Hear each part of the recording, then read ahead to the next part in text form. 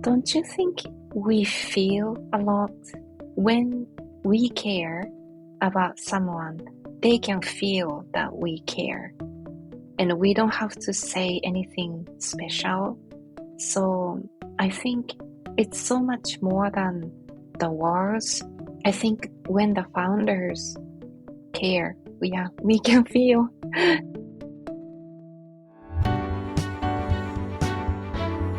You are listening to The Sure Shot Entrepreneur, a podcast for founders with ambitious ideas. Venture capital investors and other early believers tell you relatable, insightful, and authentic stories to help you realize your vision. Welcome to The Sure Shot Entrepreneur. I'm your host, Gopi Rangan. My guest today is a good friend of mine, Tomoko Ishikura. She's a managing partner at Kicker Ventures, a San Francisco-based venture capital firm that focuses on the future of healthcare and a few other topics. We're going to get into some of those details. Tomoko is also a fellow INSEAD Business School alum, so I'm very excited to welcome her to this podcast. As many of you know, I'm also an INSEAD alum. Tomoko, welcome to the Sure Shot Entrepreneur. Thank you so much, Gopi. I'm very happy to be here. Tomoko, you've had a very colorful journey in your career. You started as a pharmacist, a molecular biologist, you've done business development, you've been in consulting, and you've also spent so many years in Silicon Valley.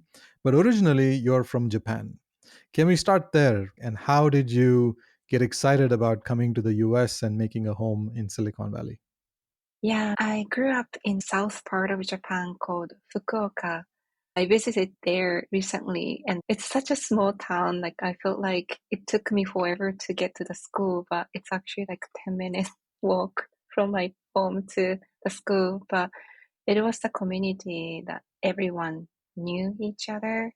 And yeah, it was a beautiful childhood.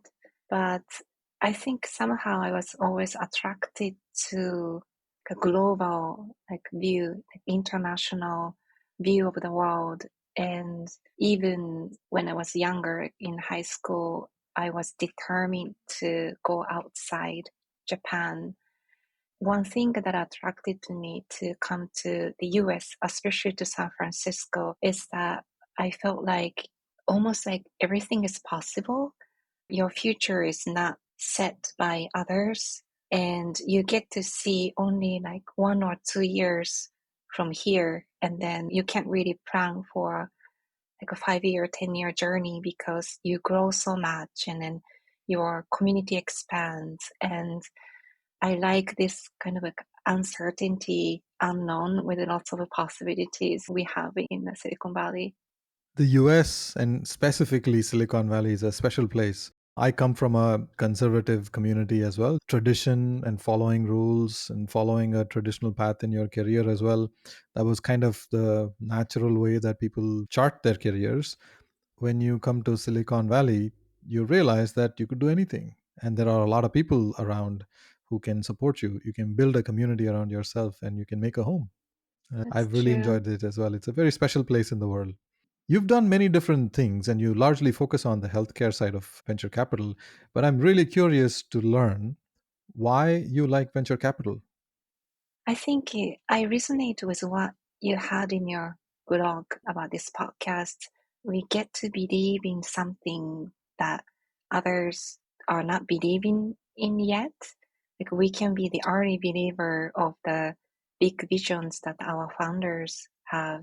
And I think especially when the market is difficult or the ideas are very big, just having few people who believe in the vision of the founders can be the fuel for them to just to keep going to achieve their mission. So I think the impact that we can bring to their ideas just by believing is very, very meaningful for me. And also, this is my first time being a venture capitalist, actually, even though I'm a managing partner. What I learned about being a VC is it makes me so humble because I realize we are so interdependent. VCs don't exist without limited partners who believe in us. And then we can't achieve anything without the founders who are working hard to realize their missions. And then as a small VC like Kika Ventures, we need co-investors who support our founders together. We need advisors, people in the community.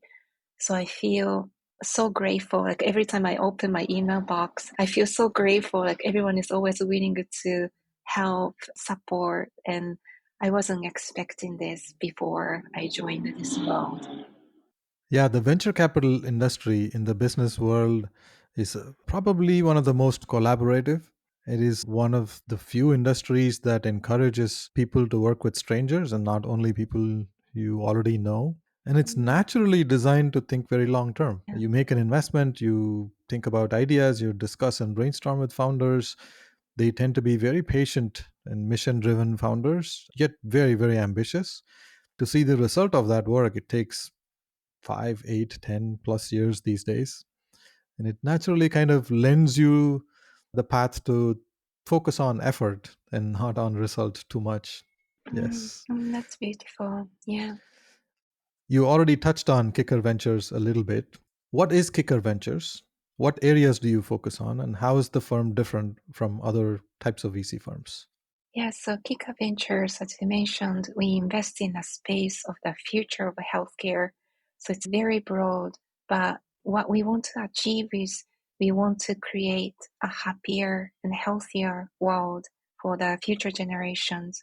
So lots of investments that we make, those technologies are mostly science-backed solutions, but they're most of the time going beyond existing healthcare categories to bring meaningful impact. Why is this important? I think to us, the impact is very important.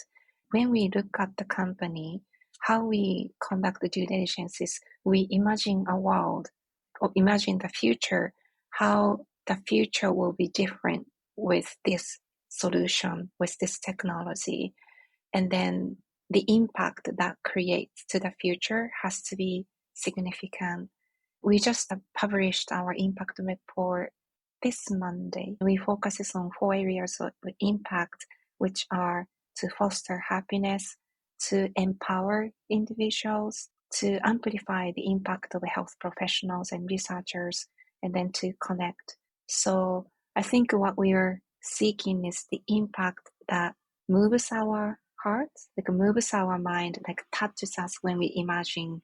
So it's sometimes a little bit difficult to explain, but if I could bring a few examples of my portfolio companies, we invested in a company called Anis Health that is delivering mental health care to the Asian American population.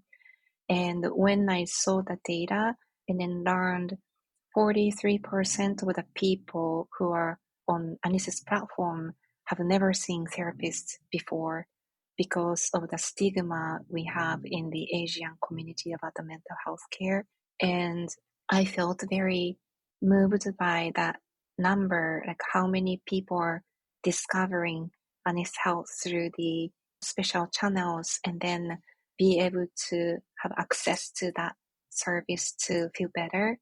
So I think that's the impact that we are looking for that changes someone's life drastically.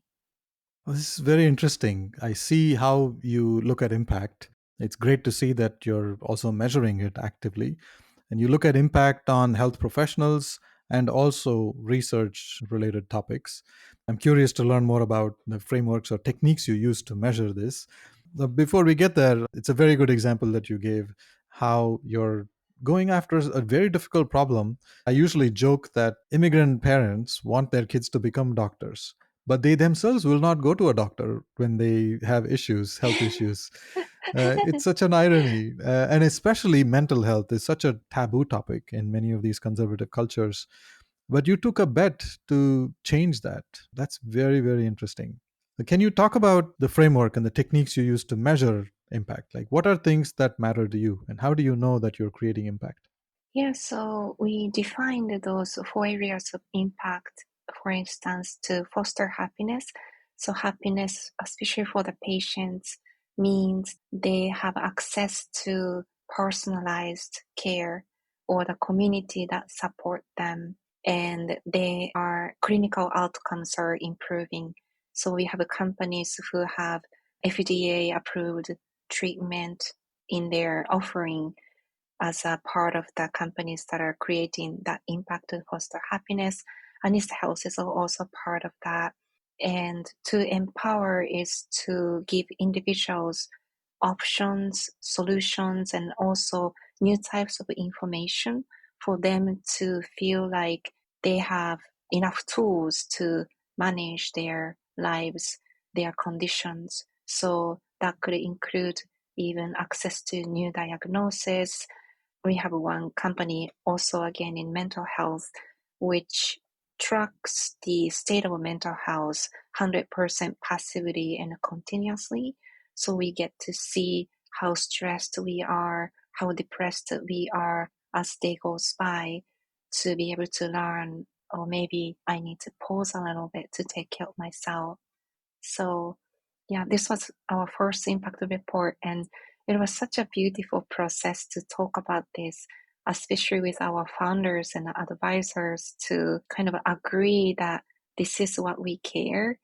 And I'm especially happy to have the happiness in our impact because I think it's very important not just for us to live long or to cure our diseases, but throughout that process, we stay peaceful, we stay happy, we are connected, we feel cared for. This is great. The founders of Anis Health, Alice and Nisha, they are the women of color and they come from that community. They deeply understand the extent of the problem. I can see why they are passionate about solving this problem.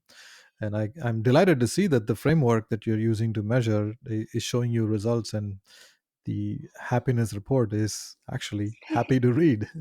That's Oh, thank fantastic. you. Thank How you. does it happen in the first meeting or second meeting with founders like this? Now, you can take the example of Anis Health or some other company in your portfolio. What happens in the first meeting? What questions do you ask? What gets you excited? Yeah, I think what makes difference when we know that we are going to invest in a company is when the founders can articulate the impact that they are bringing very clearly. So they have the ways to measure the impact.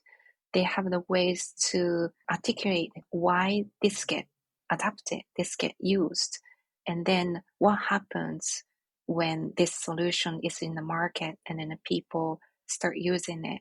When someone can explain this clearly, because the future of healthcare is very, very broad. I think you noticed we have portfolio companies in like AI space, mental health, chronic conditions, sequencing and robotics and food as medicine, even sustainability. So it's very broad. So often we are not even aware of the problem that they are solving. But when the founders can articulate, this is the problem, this is how we are going to solve it, and then the impact is this, and then our mind moves. We feel very touched to imagine that. Like that's the feeling we are looking for, the big significant impact that we can bring to the healthcare world through that solution. Yeah, that's something that I'm looking for the most in our first meeting, whether they can explain that. How long does it take for you to get to that point where you get it? Is it one meeting of 30 minutes or a few hours or multiple meetings? How does it work? Surprisingly, it's usually one or two meetings. So Kika Ventures, like we have invested in one portfolio company. We made a decision within 48 hours. Oh, that's And fantastic. I want to hear yeah, the story. I was actually looking at our conversation, and it was just a year ago. And I was introduced to the founder Wednesday evening. It's the company called Place Genomics. So in the area of genomics.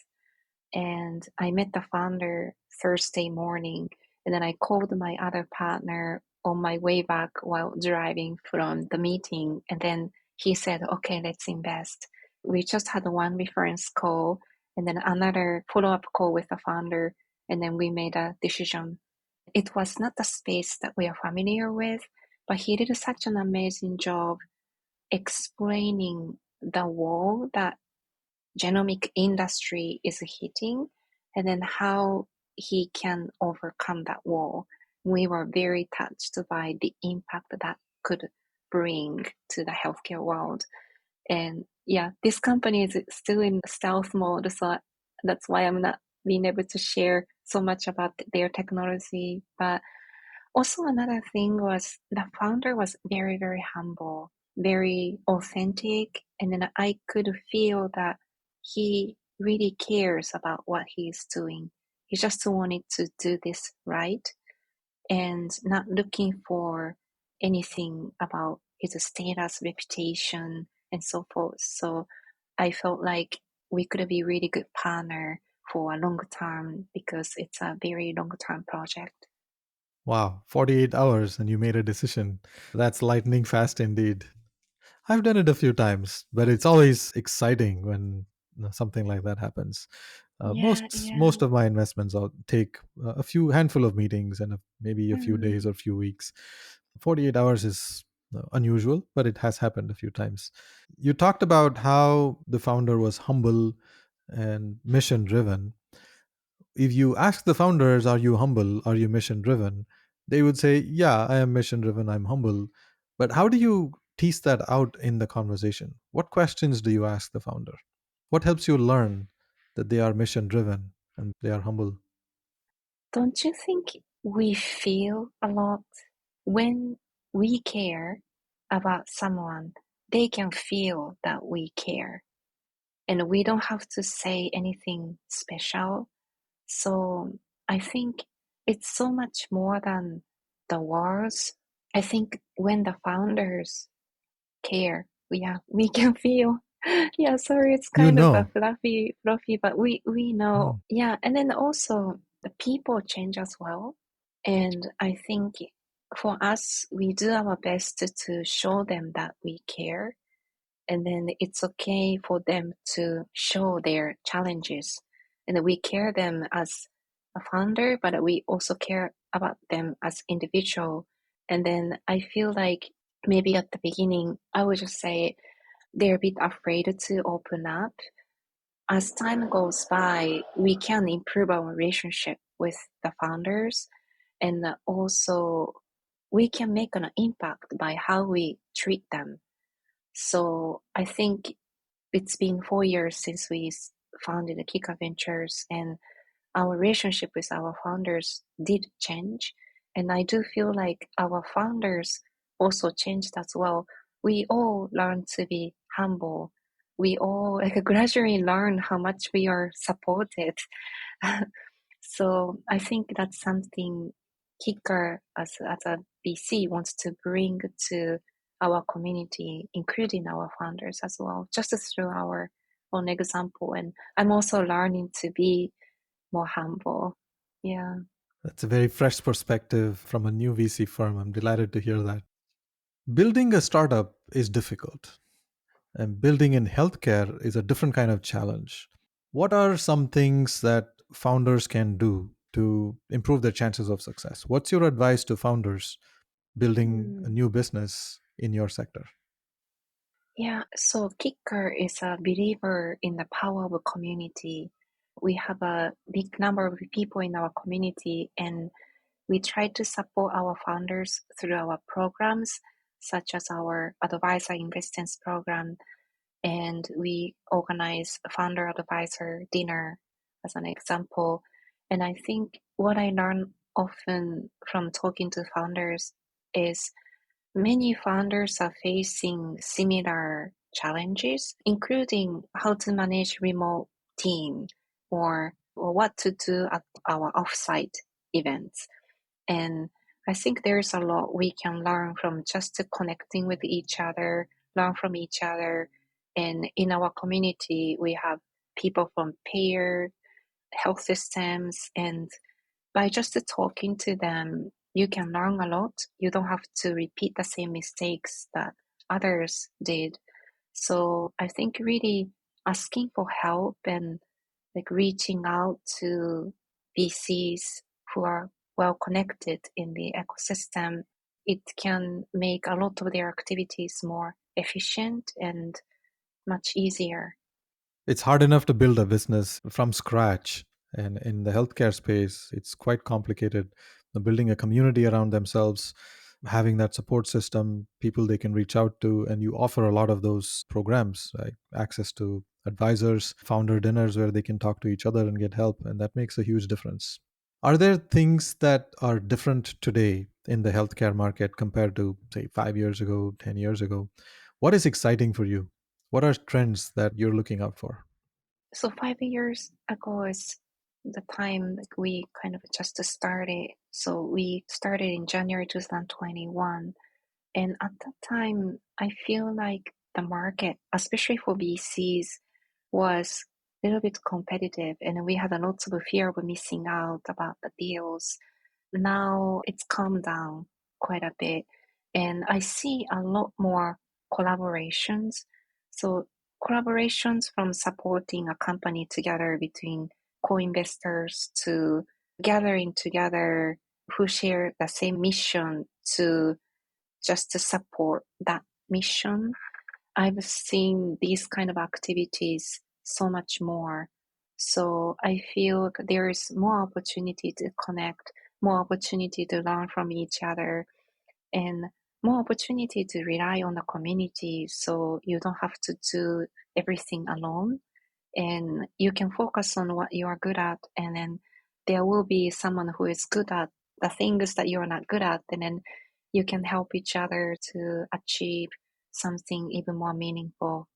It's a lot easier to find people, build relationships, even with strangers now, with so many people active on social media platforms and other types of communities. And that was much harder like a decade ago in many sectors, and especially in the sectors that you focus on. So, Tomoko, you meet a lot of entrepreneurs, but you don't invest in all of them. Roughly, for every entrepreneur that you invest, how many entrepreneurs do you meet? And why do you say no? What's the most common reason for you to say no?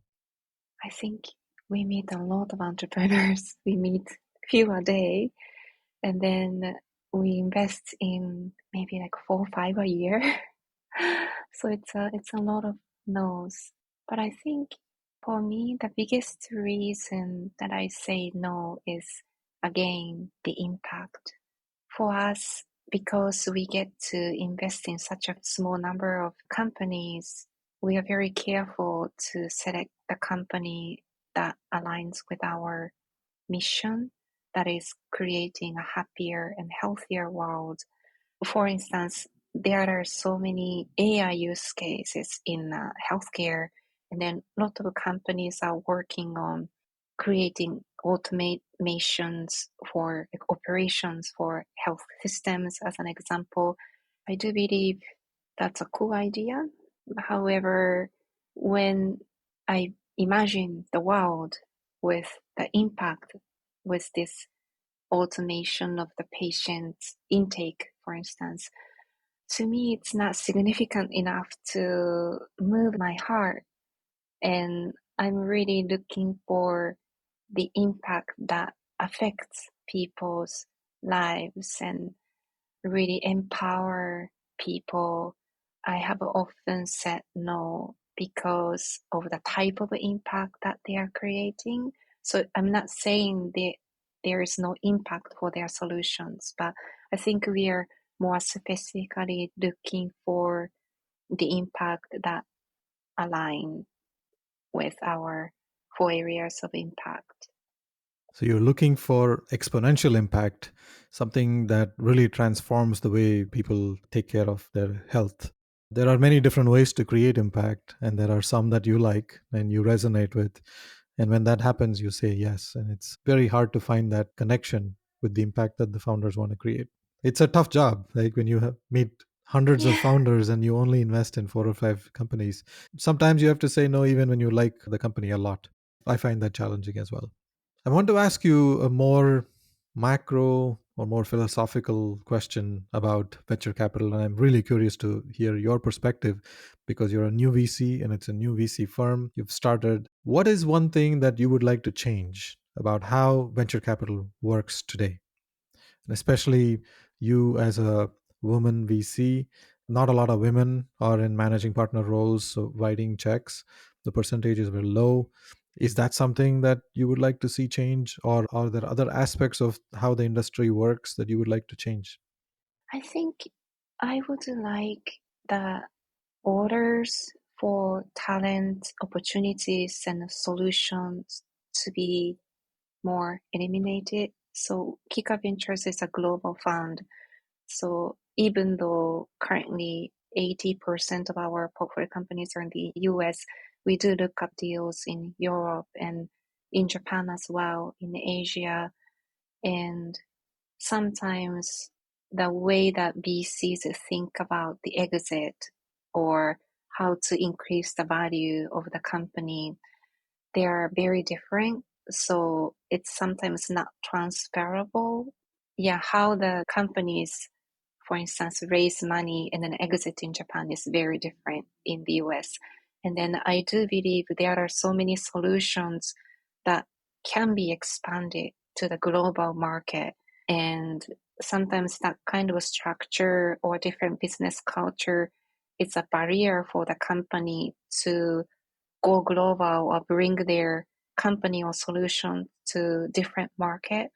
So I hope that barrier can be eventually eliminated so that everyone will have access to such a great solution to change their lives.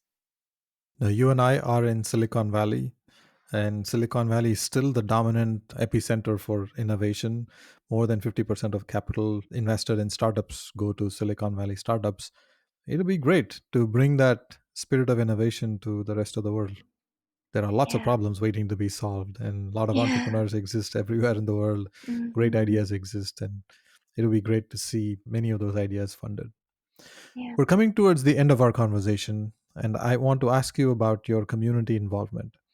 Is there a nonprofit organization you are passionate about? Which one? So I've been involved in this meditation tradition called Kadampa. So the meditation center in San Francisco that I go to is a nonprofit organization, and I've learned a lot by going to that center, including how to be humble, but also how to make my mind peaceful, how to be kinder, how to be happier. And then I am very passionate about bringing that practice to the VC world because I do think learning to be able to keep a peaceful mind is very important in the current market. Often I see that like founders or even my VC friends believe that stress is good, like a stress can drive us to achieve something better. But I do believe when we have a peaceful mind, we have so much more space within our mind to do much more. We can make better decisions and we can see things in a calmer mind. And I often give this example of to get to somewhere that you want to go, you don't have to be peaceful. Like you just to have this will that I want to get there, and then you need to know how to get there, and then you don't have to suffer or be stressed on the way to get there. If you are peaceful, you won't make a mistake about the route and you can really enjoy and then maybe you get to support or share that journey with others or others get to join your journey. So I don't think we need to be stressed to be successful. So I learned this kind of thing by through my meditation practice, and because I benefited a lot, I would love to share this with the people in my community, and I'm very passionate about this. I can feel the peace and calm in your voice through this podcast already. Tomoko, thank you very much for sharing candid examples, specific stories from your career, from your investments, and your philosophy of how you care about impact when you make investments in startups and how you support these founders through your community and your many programs. I look forward to sharing your nuggets of wisdom with the world. Thank you very much. Oh, thank you. Thank you so much. Thank you for listening to The Sure Shot Entrepreneur. I hope you enjoyed listening to real-life stories about early believers supporting ambitious entrepreneurs. Please subscribe to the podcast and post a review. Your comments will help other entrepreneurs find this podcast. I look forward to catching you at the next episode.